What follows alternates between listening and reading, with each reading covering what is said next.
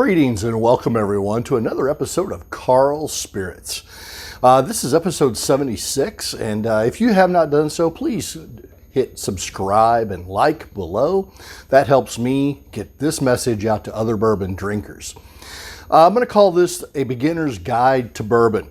And I know this may be a redundant for some of you seasoned bourbon drinkers out there, but I've had several questions about people new to bourbon.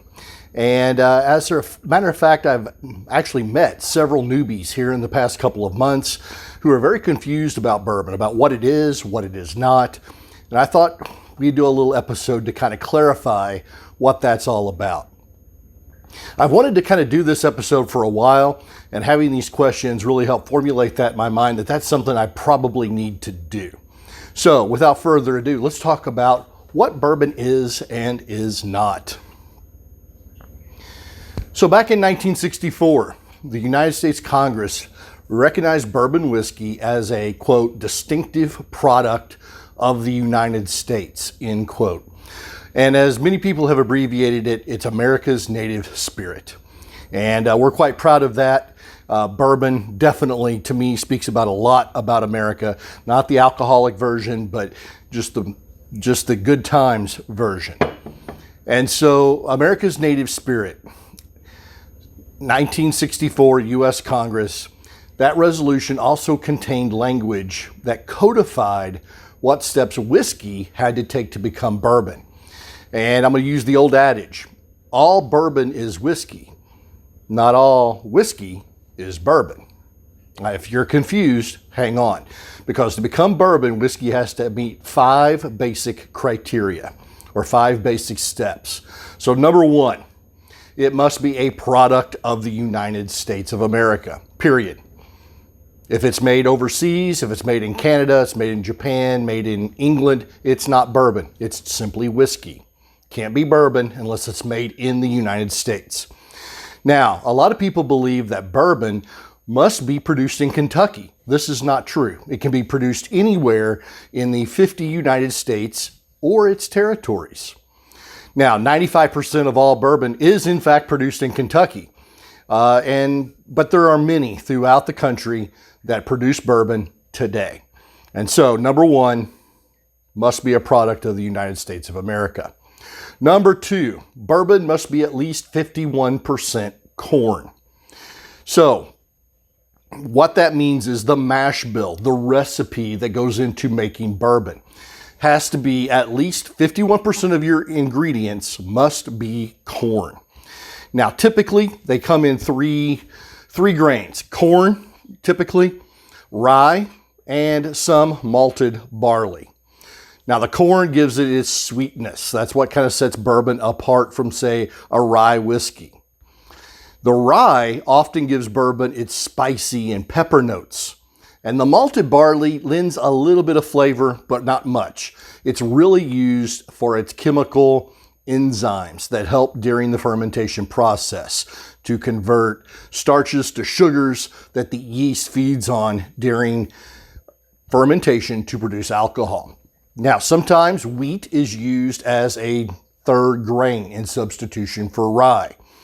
When that happens, that wheat typically gives a softer, milder mouthfeel, more mellow character in your bourbon with the wheat.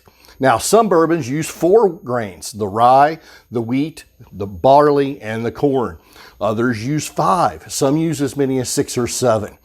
But no matter how many different grains are used, 51% must be corn or it's not bourbon. That's coda number 2. Number 3, this is kind of the big one. Bourbon must be aged in a new charred oak container. Doesn't say barrel, doesn't say American oak. New charred oak container. Now, to me, this is where the magic actually really happens. It is that charred oak in that barrel that imparts 100% of the color. So the color that you see in that bottle, that nice amber color, that is all from the char of an oak barrel. Okay? So 100% of its color comes from the barrel. Now, in addition, the majority of its flavor is going to come from the barrel as well. This is, like I said, where the magic really happens. As bourbon ages in the barrel, it moves in and out of that oak. When it's really, really hot, that clear bourbon distillate, is soaked into the wood. When it gets cold, it's pushed out of the wood as the wood contracts. And so you're pulling and pushing the liquid back and forth through the barrel walls. And that's going to give it its color, but it's also going to give it those great flavors. By charring that oak, you're bringing forth those tannins, those oaky vanilla notes, the caramel that we all love so very, very much.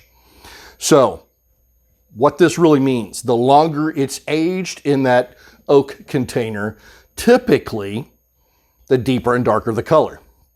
Now, some whiskey, such as Irish or Scotch, is sometimes barreled in used barrels. That makes it whiskey, not bourbon. Must be barreled and aged in a new oak container. Now, we can always finish the bourbon after it has matured. So you feel like the bourbon in this barrel, pretend there's a barrel here, is of age at 7 years old. You can dump that. You can then put it in another barrel for an additional period of time to finish. Now, this has become very, very popular lately. You see a lot of port barrel finishes, wine barrel finishes, sherry, even molasses, rum barrels, whatever. People are using all kinds of different things, even beer barrels, to get a new distinctive taste on their product. That's fine as long as it has been aged in that new oak container first. Now, I will say this, the law does not say how long it has to be aged. So theoretically, stay with me, you could run distillate out of your fermenter directly into a 5-gallon oak bucket and let it sit for 30 seconds. You could then dump that and sell it as bourbon. It probably wouldn't be very good, but it would be bourbon. Number 4, distilling and entry proof. So this is where the proof comes into play. Bourbon coming off the distilling process cannot exceed 160 proof. Can't. That's 80% alcohol. It cannot enter the barrel at greater than 125 proof. So it comes off at 160, perhaps. Some people bring it down lower. You cannot put it in the barrel greater than 125. So what can we add to do this? The only thing you can add to bourbon is water. Water is going to bring down that proof. Now, each distillery and each product in their line has a different barrel entry proof, depending on what notes they are looking to get out of that particular line. Finally, 5th is their bottling proof. Their bottling proof. This is what it is when it goes actually into the bottle. When it's time to bottle the bourbon after aging, no matter how long, no matter if it's 30 seconds, if it's 10 years, if it's 23 years, does not matter. It must be at least 80 proof. At least 80 proof. Now, some distilleries are going to go much, much higher. Current big trend right now is to go with barrel proof or cask strength. This is basically what you would taste if you sampled it directly from the barrel. Okay, they're not adding any water to it to bring down proof. Your 80 proof versions of bourbon out there, let's pick on Basil Hayden for a moment. Basil Hayden comes in at 80 proof. Nothing wrong with that. To get it to that 80 proof mark, it probably comes off the still at 100, 115, something like that. Jim Beam is going to add water to not only extend the product, but hit a desired flavor profile. And they're going to proof down that bourbon to 80 proof. Okay? So those are our 5 big things. Those are the rules. And as you can tell, if they do not meet these 5 requirements, it's whiskey. It's not bourbon. It must meet all 5 to be considered bourbon. Now, another question I get asked quite a bit is how to drink bourbon. Wow. That's a loaded question, isn't it?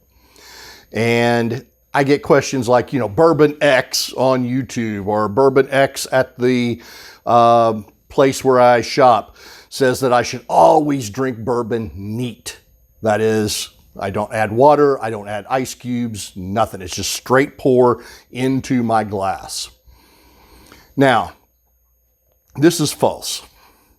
Here's the key, guys. You have to be happy drinking your bourbon the way you like it. You have to be happy. That's what it comes down to. So drink it how you like. I personally drink most of my bourbon neat. That's how I enjoy it, okay? Now, sometimes I'll put a drop of water in to open up those flavors, and water does open up flavors.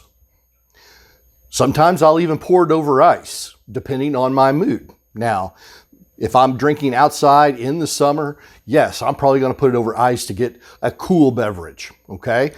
But if you like ice or water in your bourbon, by all means, add it to it, okay? A little water, as I said, opens up those flavors. If you want to add soda to your bourbon, go ahead. Now, the bourbon snob in me will say, don't be putting, Mountain Dew into an $80 bottle of bourbon because you're really destroying the flavor profile of what the distiller was trying to get you to enjoy in that glass. But if that's the way you like it, go for it. And I'm going to let Fred know, kind of be the final say on this. Fred No is a Jim Beam Master Distiller, and he is a 7th generation Beam, as in Jim Beam. And he was asked this question several times. You can find it all over the web. And it's one of two versions of the same exact phrase. And he's asked, how should you drink your bourbon, Fred? And Fred says, the way you're supposed to drink bourbon is any damn way you want to. And that's what it ultimately comes down to. Enjoy your pour. Now, kind of going along with that, I get, what kind of glass should I use? Now, this sounds kind of silly, but there's actually a legitimate thing here. There are glasses really designed for bourbon, and the answer is kind of like Fred's answer that I just gave you. Drink it out of anything you really want, okay? Any type of glass you have that you're enjoying sipping bourbon from, that's the glass to use. A friend of mine even drank bourbon out of a used fast food restaurant cup he found in his car. Okay, it got the job done. Now, I'm more of a bourbon snob. I'm going to recommend using a real glass if you can get it, okay? I think if you use a plastic or a foam or a paper cup of some sort, sometimes that can impart different flavors or smells to your pour. That's my opinion, though. That's just me. I like using a standard rocks glass for most of my drinking of bourbon. Just a standard rocks glass, real simple, okay? Kind of like a juice glass you might find in your cupboard. Others are going to recommend a Glencairn glass. And a Glencairn glass has a very distinctive shape. It's called a tulip shape, and it was developed with the bourbon drinker in mind. Its design really channels the aromas up through the glass, so you can really get a good smell of what you're drinking. That narrow throat really pulls it up. Now, the drawback for a Glencairn for me is I like to taste bourbon from this. I don't like to drink bourbon from this too much. My big nose gets in the way of that very narrow top on my Glencairn glass. And that narrowness, while it helps channel the aroma, gets in the way. So there's a third glass. It's called a neat glass.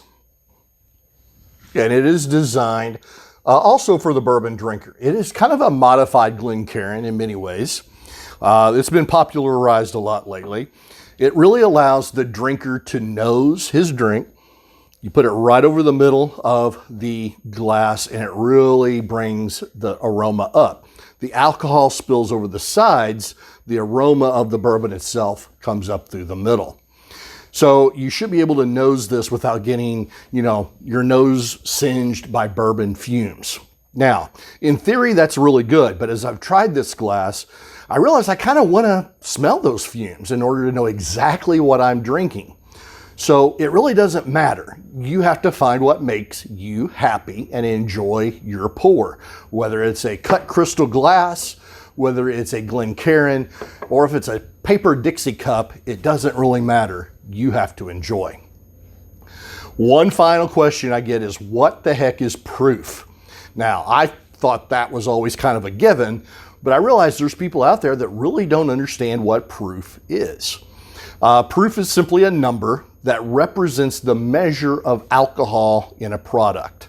So for example, a bottle of bourbon, that's 100 proof, would have 50% alcohol by volume.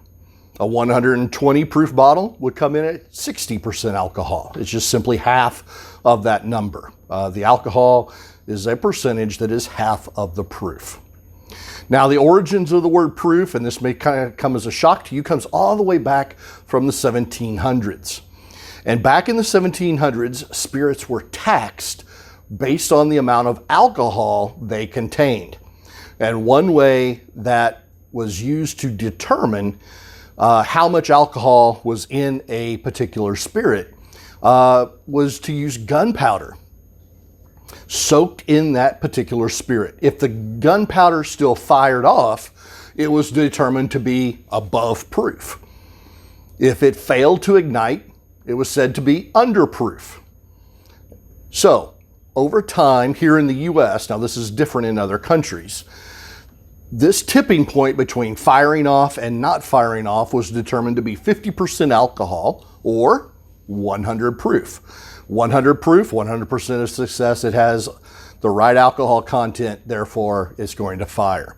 So even today, many bourbon aficionados are going to call bourbon with less than 100 proof as underproofed. They don't think it has the punch that higher proof bourbons do.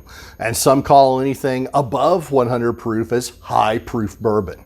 And that's the origin of proof. So there you have it. I went through 5 basic rules of bourbon.